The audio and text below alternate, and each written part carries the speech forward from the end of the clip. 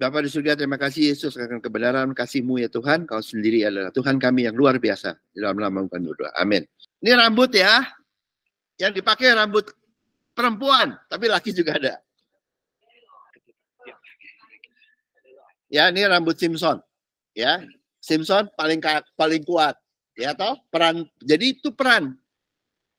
Manusia cuma diberikan 2 peran.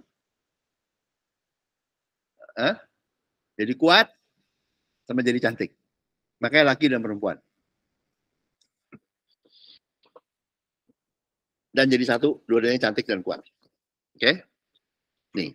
Ini yang murid Tuhan ya. Murid Tuhan. Bukan murid Kristus, murid Tuhan. Hakim, 13 ayat 5, hakim. Sebab engkau akan mengandung dan melahirkan seorang anak laki-laki. Kepalanya takkan kena pisau cukur. Sebab sejak dari kandungan ibunya, anak itu menjadi seorang nazir Allah. Dan dengan dia mulai penyelamatan orang Israel di tangan orang Filistin. Jadi, kekuatan Simpson dari mana? Dari Tuhan.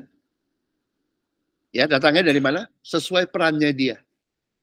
Perannya apa? Untuk menjadi menyelamatkan atau melindungi, membuat orang Israel menang, selamat dari ancaman bangsa Filistin. Ya, dari agamawi. Itu perannya. Peran murid Tuhan cuma 2, murid Kristus. Cuma 2.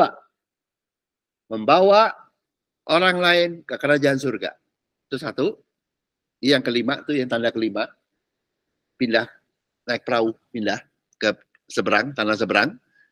Yang kedua, mencelikkan orang-orang, terutama orang agamawi, untuk bisa melihat kebenaran Kristus. Bukan, jadi ini, ngerti ya? Cuma 2 peran. Peran Tuhan, anak murid Kristus, murid Tuhan. Membawa dunia ke dalam berkat kerajaan surga. Yang kedua, mencelikkan dunia bahwa kehidupan, kebenaran, kehidupan datangnya dari Tuhan. Bukan dari teologi, bukan dari agama. Cuma 2. Tujuannya, purpose-nya murid Tuhan. Cuma 2. Tanda kelima, tanda keenam di buku Yohanes. Kalau yang kelima tuh bawa perahu ke seberang. Kalau yang keenam, mencuci mata orang buta di kolam Siloam, di kolam murid Kristus. Ini ya, cuma 2. Memberkati dunia dengan kerajaan surga. Yang kedua, mencelikkan manusia dari ajaran agamawi. Ya, cuma 2. Ngerti ya? Yang pertama, melalui hatinya, memberkati dunia dengan kerajaan surga. Cuma pakai belas kasihan. Kayak Maria.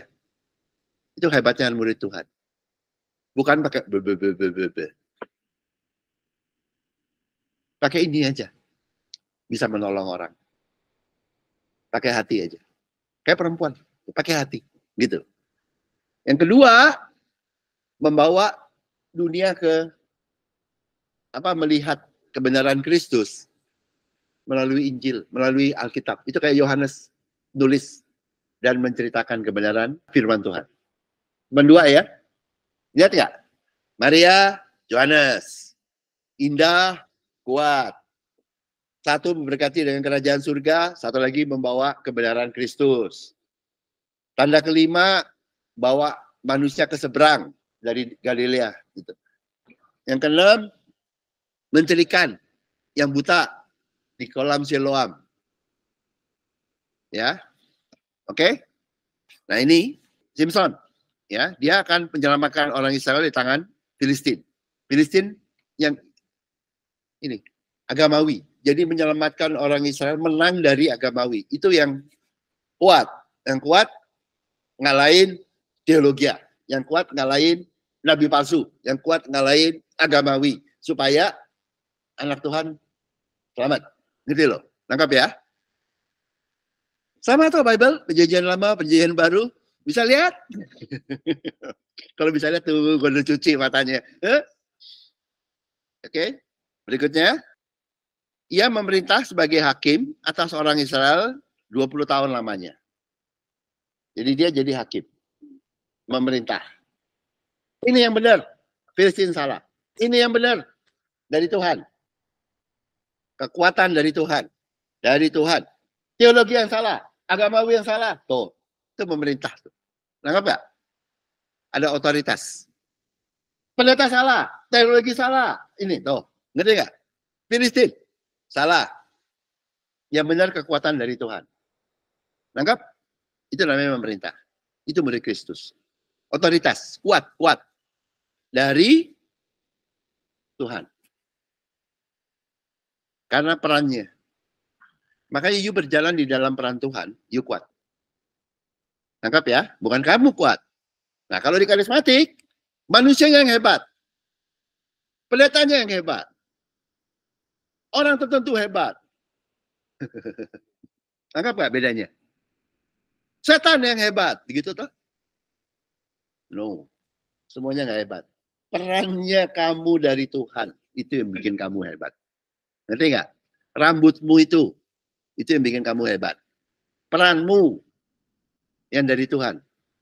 Tuhan yang memberikan peran, dia juga yang memberikan kekuatan atau anointing, enablement, supaya kamu bisa melakukan peran yang dia dari dia. Yang secara manusia nggak bisa, tapi karena diurapi atau diberikan kemampuan.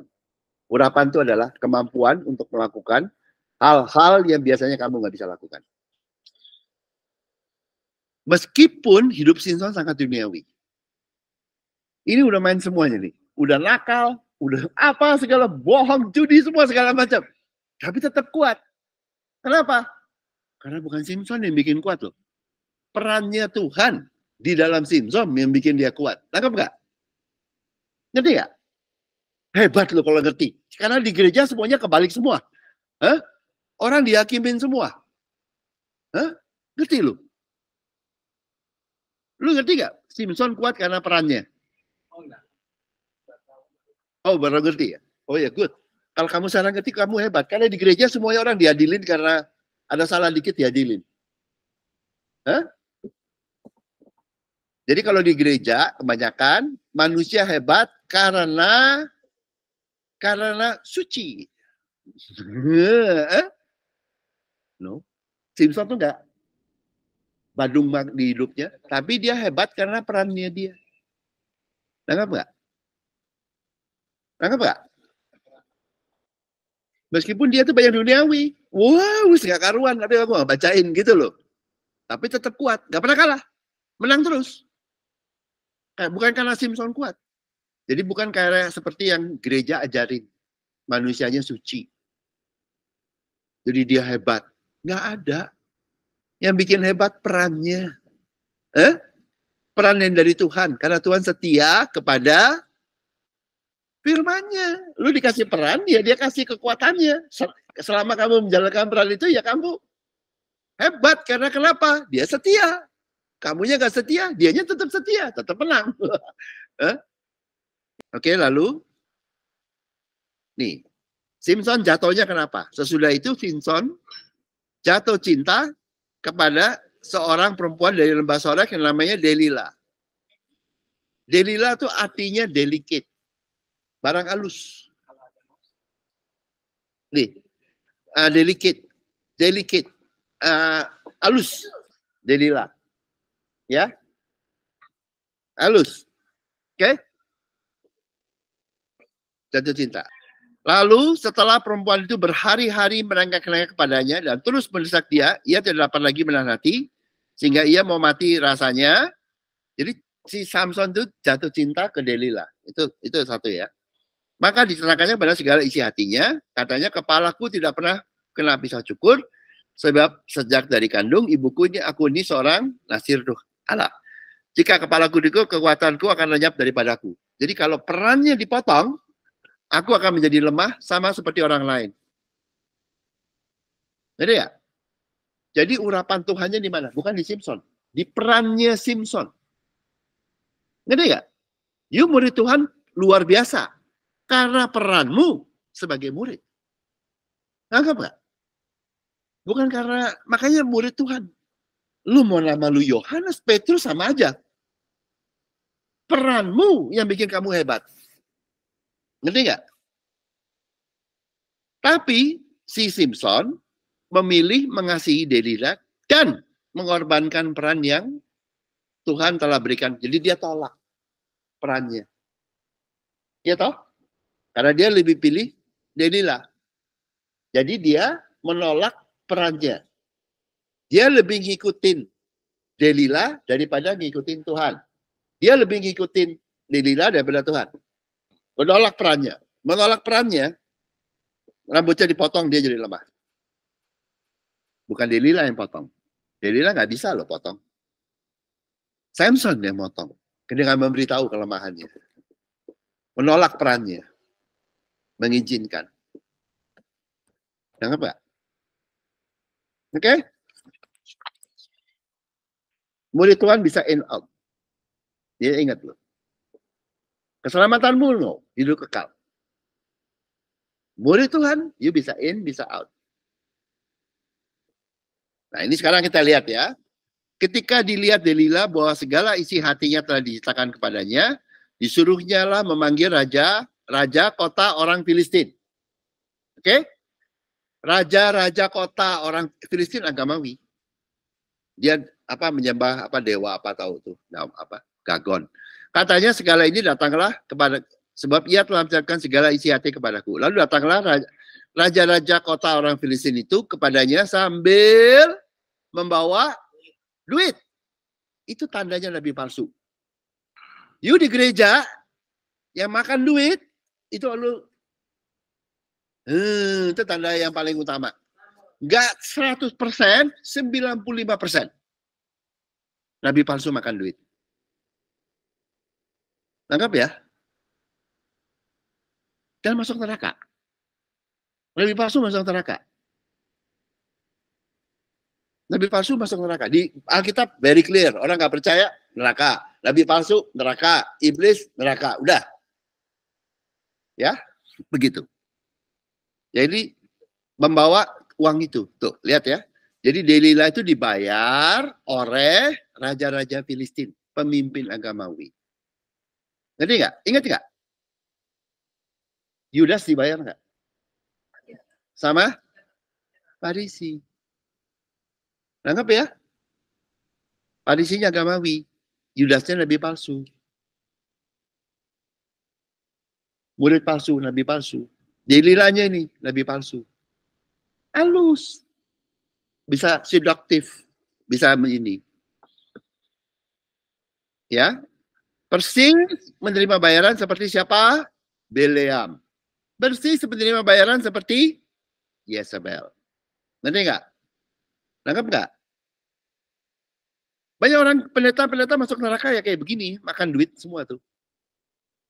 Nanti deh kapan ya, minggu depan kali apa, aku bukain ya, nabi palsu biar lu kenal ya. Persis, saya bukain. Ini salah satu Bileam. Bileam ngapain? Makan duit dari Balak. Yezebel, ngapain? Ngerampok kebun anggur pakai firman. Pokoknya yang makan duit pakai firman, pakai apa? Nanti kita bukain. Ya, ini juga Delila. Ya. Sama. Sesudah dibujukan situ di pangkuannya, panggilnya seorang, disuruhnya mencukur ketujuh rambut jalinnya. Sehingga mulailah Simpson ditundukkan oleh perempuan itu sebab kuahnya telah terlenyap. Kalah sama nabi palsu. Dia murid Tuhan kok kalah? Ya nggak ada lagi kekuatannya. Karena dia meninggalkan peran.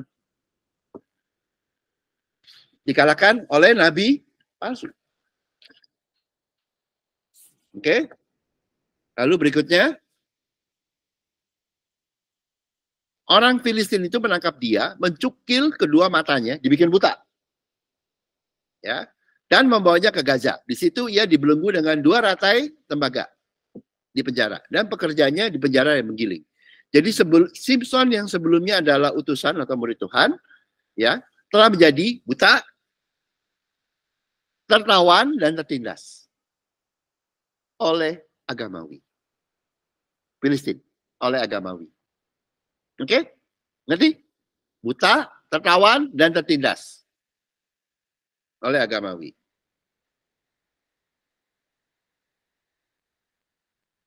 Karena meninggalkan perannya. Karena ngikutin nabi palsu. Oke, lalu berikutnya. Tetapi rambutnya mulai tumbuh pula sesudah dicukur. Jadi Simson tidak setia dalam peran yang Tuhan berikan kepada Simson. Tapi Tuhan tetap setia kepada perannya. Tuhan tidak pernah cabut perannya. Simson tetap diberikan peran yang sama, Tuhannya nggak pernah berubah. Simsonnya ninggalin, Tuhannya tidak. Perannya tetap. Dia menolak, meninggalkan perannya. Ya sudah gitu. Ya, karena dia meninggalkan perannya dari Tuhan, dia jadi buta, tertawan, dan tertindas oleh agamawi. Jadi, agamawi. Agamawi di mana? Di kelenteng. Ya di kelenteng juga, di gereja juga.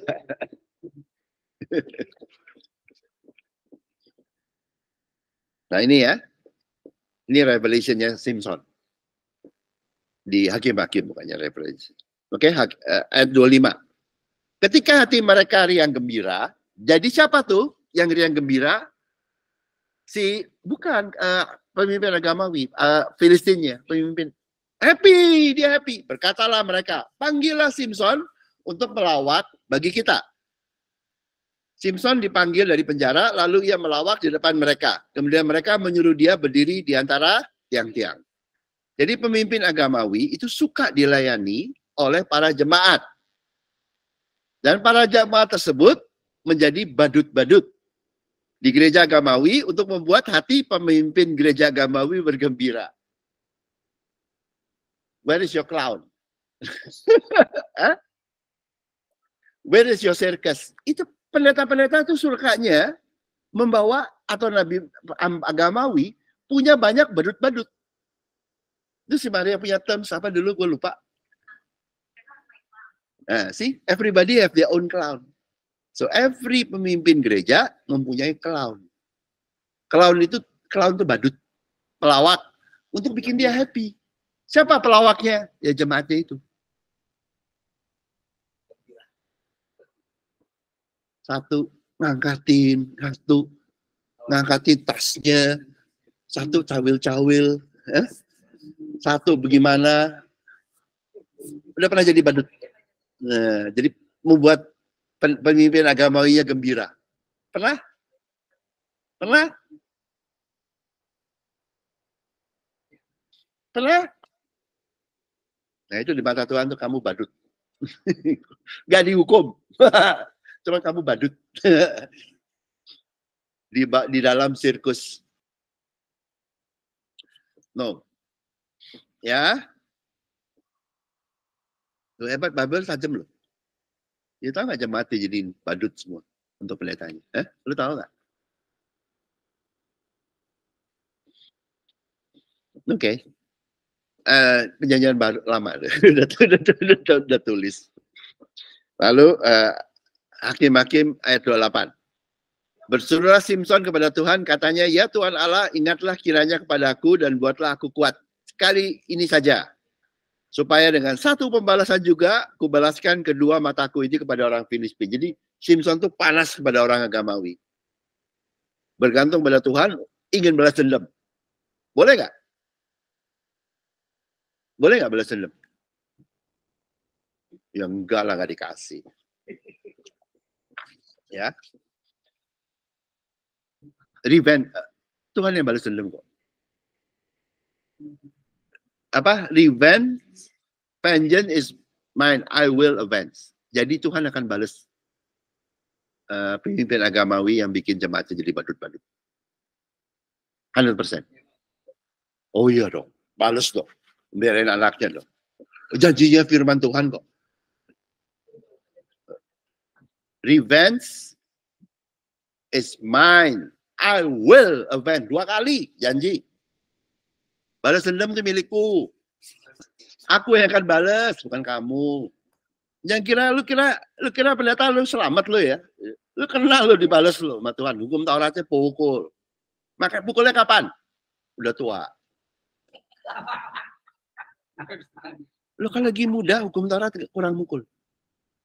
Di Imamat, hukum Taurat itu mukulnya itu penalty of disobedience. Itu kalau baru berdosa, hukumnya ringan. Berdosa berulang-ulang 7 kali. Ngerti ya? 7 kali lipat. Kapan berulang-ulang? Ya udah tua. Ngerti ya? 7 kali lipat. Makanya 7 meterai dibuka. Gitu. 7 kali lipat. Itu firmannya dia. Jadi pendetanya dipukulnya 7 kali gitu nantinya. Bukan sekarang, nanti. Ya. Gitu. Ngecet toh. Baru ngerti toh. Itu Taurat. Pasti terjadi apanya. Kecuali kita di kerajaan surga enggak. Kerajaan manusia, kerajaan agamawi, kerajaan teologi, oh pasti lu dihajar. Sampai lu penyet lu. 7 kali. Pernah bikin apa tuh? Ayam.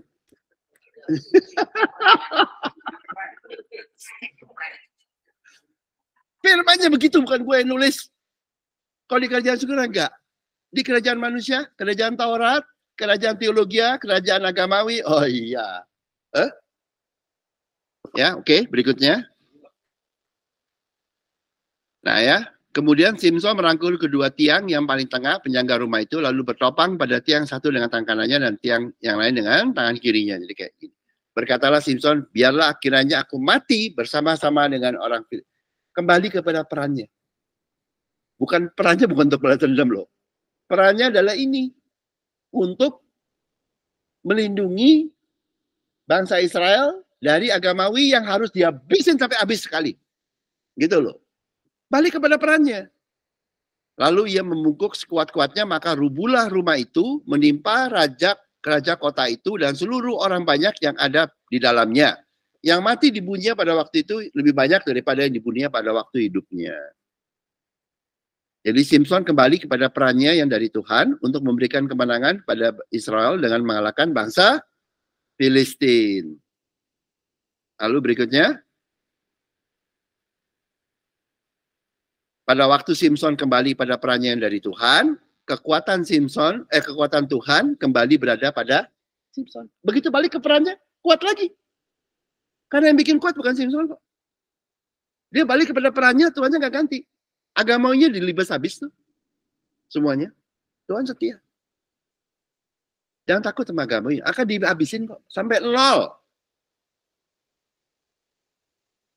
Dihabisin. Ini sebenarnya profesi akan ke masa depan. Oke? Yang mati dibunuhnya pada waktu mati itu lebih banyak daripada yang dibunuhnya pada waktu hidupnya. Habisin. Dah, gitu loh. Jadi Tuhan yang akan menghabiskan melalui peran itu, kekuatan dari Tuhan. Kan kekuatan itu dari mana? Dari Tuhan loh. Para nabi palsu dan kaum agamawi. Satu paket habisin semua. Ya? Jadi itu di Wahyu nanti, ada 2 ya caranya. Satu nabi palsu masuk neraka. Oke. Yang kedua, buku-buku teologi dibakar oleh malaikat yang mempunyai kuasa atas api. Gitu. Dibakar di Wahyu. Sama semua buku dan itu penulisnya dihakimi. Benar enggak? Oh, saya selamat karena perbuatan baik manusia. Oke? Selamat enggak? Yang ngajarin, out. Dihilangkan. Bukunya dibakar. Baru habis tuh.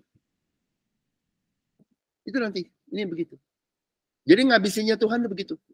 Pengajaran mesti dihabisin. Sama bukunya dihabisin. Kalau masih ada bukunya, belajar lagi.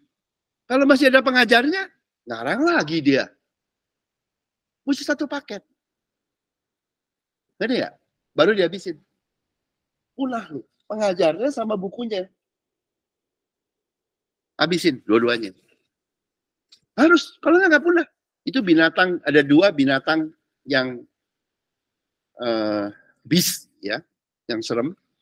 Itu ada satu di laut. Itu binatang agamawi. Itu agamawi. Ya, yang satu lagi di darat. Nabi palsu. Pemimpinnya. Yang di agamawi yang di laut Mau dimatiin nggak mati-mati itu. Selama yang di darat ada. Jadi kepalanya yang di laut tuh mempunyai luka yang mematikan, tapi dia nggak mati, tumbuh lagi, sembuh. Karena kekuatannya berasal dari darat.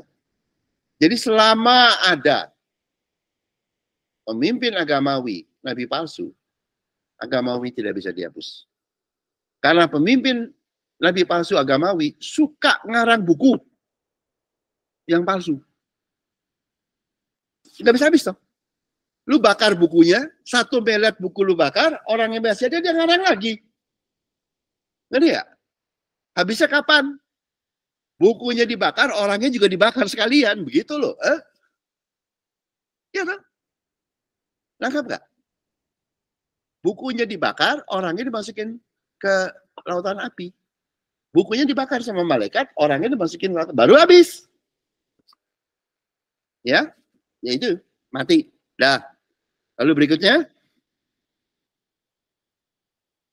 Setelah itu datanglah ke sana saudara-saudaranya dan seluruh keluarganya. Mereka mengangkat dia dan membawanya dari sana. Lalu menguburkannya di antara Zora dan Esitaol dalam kubur Manoah, ayahnya. Dia memerintah sebagai hakim atas orang Israel 20 tahun lamanya. Jadi disebutnya apa? Tetap ujungnya.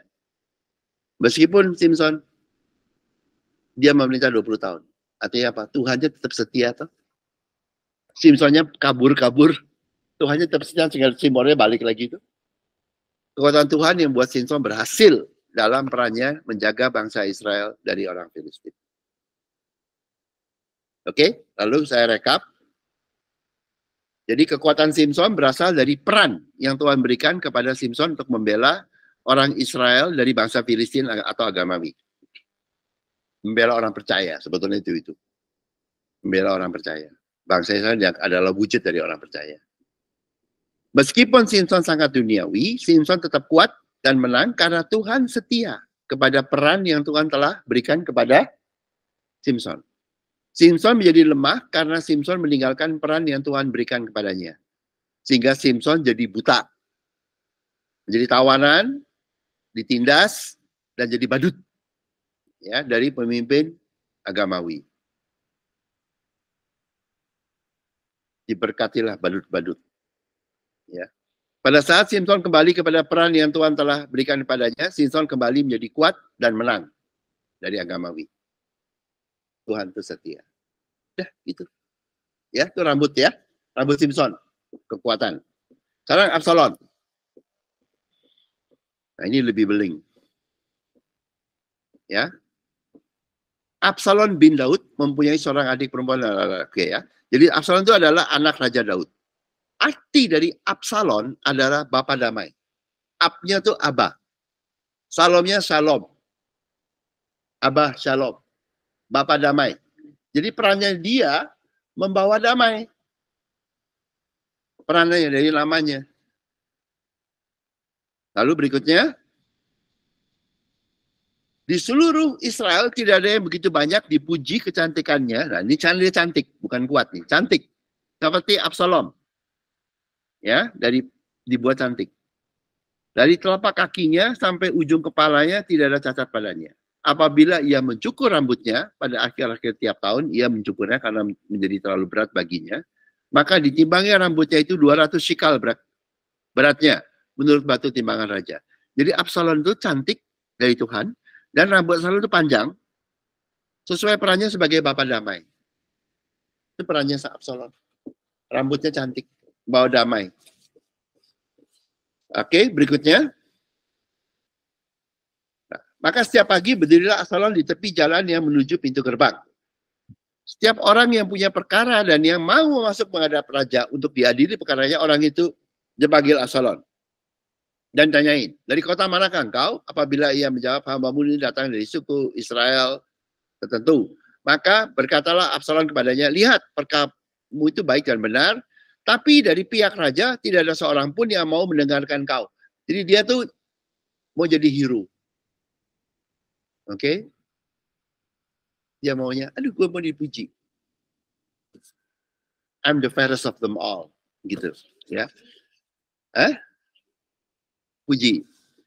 Lagi kata Absalom, sekiranya aku diangkat. menjadi hakim di negeri ini. Maka setiap orang yang punya perkara atau perkara hukum boleh datang kepadaku dan aku akan menyelesaikan perkara dengan adil.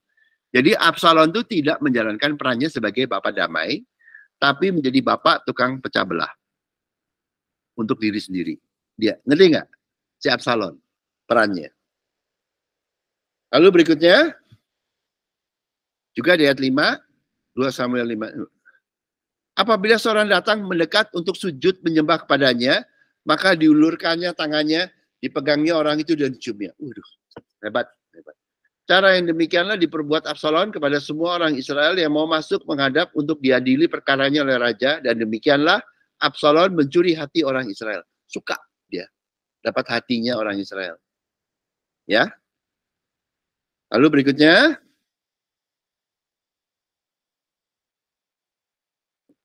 sesudah lewat 4 tahun bertanyalah Absalom kepada raja, izinkah aku pergi supaya di Hebron aku bayar nazarku yang telah kuikatkan kepada Tuhan. Sebab hamba ini ketika masih tinggal di Gesur di Aram telah bernazar demikian, jika Tuhan sungguh-sungguh memulangkan aku ke Yerusalem, maka aku akan beribadah kepada Tuhan. Setia sampai mati. Ya. Lalu berkatalah raja kepadanya, pergilah dengan selamat. Maka berkemaslah Absalom dan pergi ke Hebron. Dalam pada itu Absalom telah mengirim utusan-utusan rahasia kepada segenap suku Israel dengan pesan, segala sudah kamu mendengar bunyi sangkakala, berserulah Absalom sudah menjadi raja di Hebron. Jadi dia pengen berontak pada Daud. Bukan bapak damai, tapi inginnya kudeta. Inginnya memecah Israel. Ya. Lalu berikutnya, dia meninggalkan perannya lah. Ya. Ayat 11, 2 Samuel 15 ayat 11, berserta Absalom turut pergi 200 orang dari Yerusalem, orang-orang undangan yang turut pergi tanpa curiga dan tanpa mengetahui apapun tentang perkara itu. Ketika Absalom hendak mempersembahkan korban, disuruhnya datang Ahitofel, orang Gilo itu, penasihat Daud dari Gilo, katanya. Demikianlah kesekatan gelap itu menjadi kuat dan makin banyaklah rakyat yang memihak Absalom. Lalu datang seorang yang mengatakan kepada Daud, katanya hati orang Israel condong kepada Absalom. Jadi dia yang mau pecah belah gitu. Oke, lalu berikutnya kebetulan ini perang ya udah. Kebetulan Absalom bertemu dengan orang-orang Daud, adapun Absalom menunggangi Bagal. Bagal itu keledai. Keledai sama kuda campuran. Ya. Ketika Bagal itu lewat di bawah jalinan dahan-dahan pohon tarbantin yang besar, tersangkutlah kepalanya pada pohon tarbantin itu. Tarbantin itu oak tree ya. Sehingga ia tergantung di antara langit dan bumi sebagai bagal yang sedang bagal yang keledai yang dikendarinya berlari terus. Jadi itu kena pohon kayu, dahannya, rambutnya. Jadi hukum Taurat itu menghukum. Pohon itu, kayu itu, pohon pengetahuan baik dan jahat. Ya, hukum Taurat. Menghukum Absalom karena Absalom meninggikan dirinya sendiri untuk disembah orang lain melalui rambut panjangnya. Jadi rambut panjangnya, perannya, itu yang buat dia jatuh. Ngerti ya? Karena dia pakai bukan sesuai peran dari Tuhan, tapi untuk diri sendiri. Ini yang disebut hukum Taurat. Jangan membuat bagimu patung yang menyerupai, jangan buat bagimu. Siapa yang buat patung? Kamu sendiri. Hati-hati, itu hukum Taurat. Manusia suka membuat patung.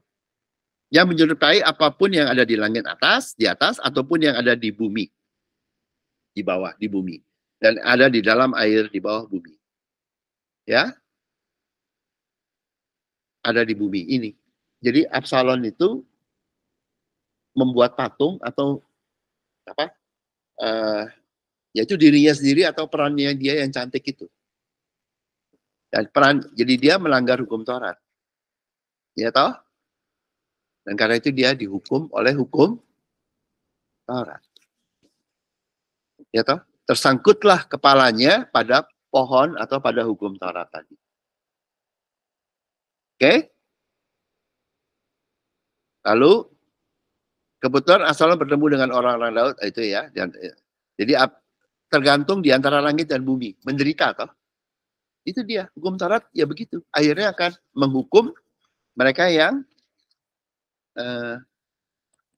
memakai perannya untuk kemuliaan diri sendiri. Pasti. Jadi Absalom akan menderita. Lalu berikutnya, ketemu Yoab. Tapi Yoab berkata, aku tidak mau membuang-buang waktu dengan kau seperti ini. Lalu diambilnya 3 lembing dalam tangannya dan ditikamkannya ke dada Absalom. Sedang ia masih hidup di tengah-tengah dahan pohon tarbatin itu. Kemudian 10 bujang membawa Yoab mengiringi Absalom lalu memikul dan membunuh dia. Ya, jadi dia menderita karena Taurat. Kemudian dia yang bikin pecah belah toh, bikin perang, betul loh? Bukan Bapak damai tapi memecah belah. Ya, kamu juga menabur pecah belah, ya kamu juga mati karena pecah belah. Begitu loh. 10 bujang membawa senjata Yoab mengelilingi Absalom lalu memukul dan membunuh dia. Jadi kena tabur tuai, kena 10 hukum Taurat, gitu loh. Mati semua, 10 bujang. Ya. Setelah itu Yoab menutup sangkakala sehingga tentara berhenti mengejar orang Israel, sebab Yoab mau menahan tentaranya itu. Lalu mereka mengambil mayat Absalom dan melemparkannya ke dalam lubang yang besar di hutan itu. Kemudian mendekatnya di atas timbunan batu yang sangat besar. Dan seluruh orang mereka di masing-masing. Jadi dia udah mati itu ditusuk itu pun jelek toh. Jadi yang cantik jadi jelek toh. Jadi akhirnya Absalom mati dalam keadaan buruk rupa dan mati oleh hukum Taurat. Ditutup dalam batu toh. Batu lambang Taurat. Oke, jadi Absalom menjadi cantik dan rambutnya panjang karena peran yang Tuhan berikan kepada Absalom sebagai Bapa damai. Untuk membawa damai ke Israel. Tapi Absalom suka memecah belah orang Israel untuk meninggikan dirinya sendiri. Ya. Agamawi. Suka pecah belah. Suka bikin ngajar. Teologi macam-macam. Makin banyak teologi, makin bingung, makin dia senang. Suka debat. Absalom meninggalkan peran yang Tuhan berikan untuk membawa damai kepada orang lain, malah menjadi sumber perselisihan dan peperangan bagi orang Israel. Ya. Jadi kalau si siapa tuh Simson kena Delila, nabi palsu. Kalau Absalom kena agamawi, pecah belah. Agamawi paling suka pecah belah. Ya, hukum Taurat menghukum Absalom yang meninggikan diri sendiri melalui rambut panjang Absalom. Akibatnya adalah Absalom menderita dan mati dalam keadaan buruk rupa. Oke, lalu berikutnya. Simson kembali kepada peran yang, ini bedanya Simson dengan Absalom. Pada peran yang Tuhan berikan kepada Simson, sehingga Simson kembali menjadi kuat dan menang. Kasih Tuhan setia. Absalom meninggalkan perang yang Tuhan berikan kepada Absalom karena pegang agamawi. Memecah belah. Sehingga Absalom akhirnya mati dalam keadaan buruk rupa. Kasih Tuhan tidak memaksa. Dikasih peran, lo mau tinggal, ya wis. Kebir. Gitu loh. Karena Tuhan tidak memaksa. Kasih tidak mementingkan diri sendiri. Tidak mengutamakan diri sendiri. 1 Korintus 13 ayat 3. Tuhan kasih peran, mengasihi dalam kasihnya, dia memberkati, tapi dia nggak paksa. Kalau nggak mau, ya udah.